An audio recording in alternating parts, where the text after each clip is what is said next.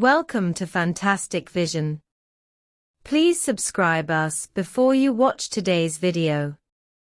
If you want to say that the United States can't control ASML at all, let alone control Chinese chips by ASML. Many people will laugh at this sentence, because frankly speaking, China's chip manufacturing is currently difficult to leave the lithography machine provided by ASML. In addition, many important components in ASML lithography machines also involve many core technologies of American companies. This is one of the fundamental reasons why the United States can use ASML to cut off the supply of Chinese chip manufacturers many times. But in fact, they really don't control China's chips.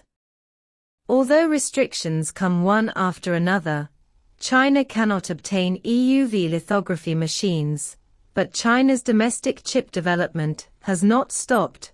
On the contrary, it has become more and more radical. This is partly because many lithography machines in ASML's hands are not within the scope of restrictions, and the United States cannot use American technology to restrict this part of lithography machines. In addition, many American companies also need chips made in China. After all, who doesn't want high-quality and low-cost chips?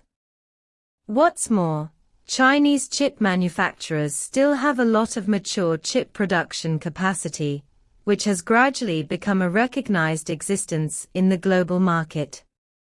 The most important thing is that the attitude of the Netherlands has changed repeatedly. Once the core interests of ASML are really touched, it is not impossible for the Netherlands to turn the table with them.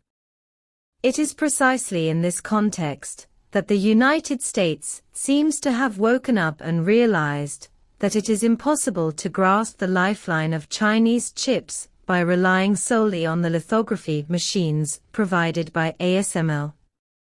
Therefore, the United States now does not intend to restrict ASML, but chooses to bypass ASML and start from another direction. It is understood that the United States will set up the first EUV accelerator site in the United States in accordance with the CHIPS Act. The official explanation of this site is to focus on promoting the most advanced EUV lithography technology and research and development work that relies on this technology. In addition, they will also convene the cooperation of industry, academia and related partners here to provide plans to cultivate and develop talent teams. To this end, the United States expects to provide $825 million, or about 5.9 billion yuan, in funding to support this project.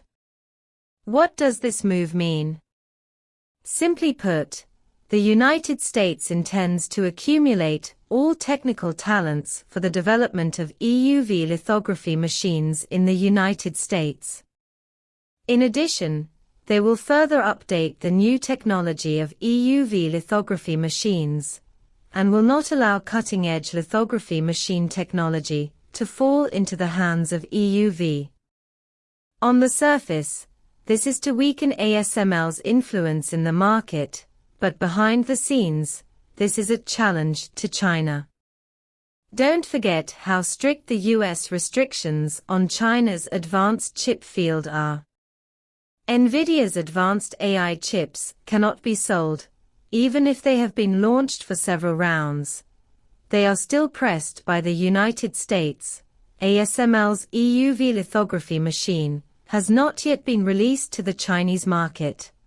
HUAWEI has to warn multiple chip manufacturers in a hurry when a mobile phone with a 7nm chip appears, and it has to dismantle other people's mobile phones inside and out. So, they just want to master the cutting-edge technology in their hands, so as to continue to maintain their position as the dominant semiconductor in the United States in the future. But if this is the calculation, I'm sorry to say that American semiconductors may not be successful. As we all know, talent is the most important thing in the semiconductor industry. In the past, there were quite a lot of talents in Silicon Valley in the United States. It is understood that in the past 40 years, Silicon Valley has absorbed 20,000 graduates from Tsinghua University and Peking University.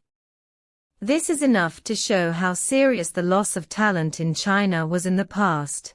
But after the chip game and the special events in the past few years, the talent flowing to Silicon Valley has undergone earth-shaking changes.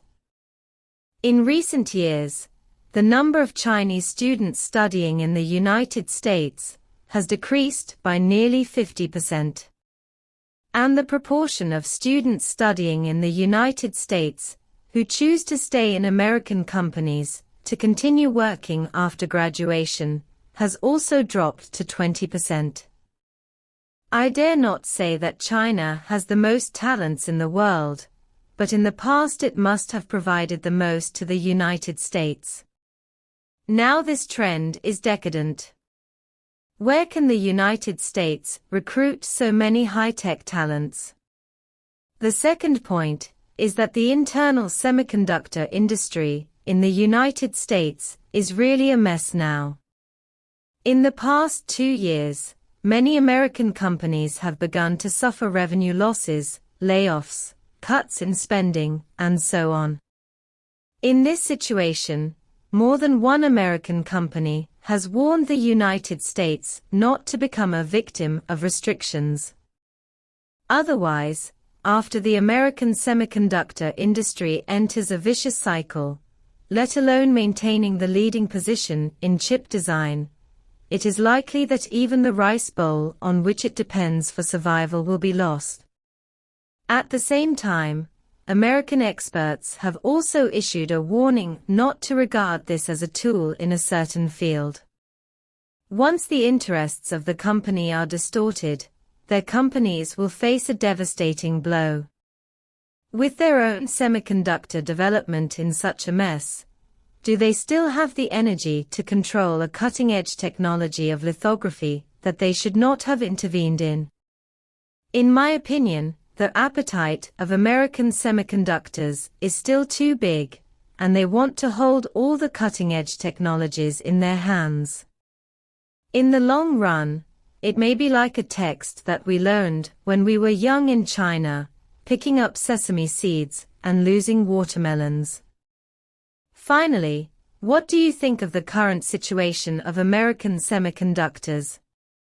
Welcome to leave comments on this.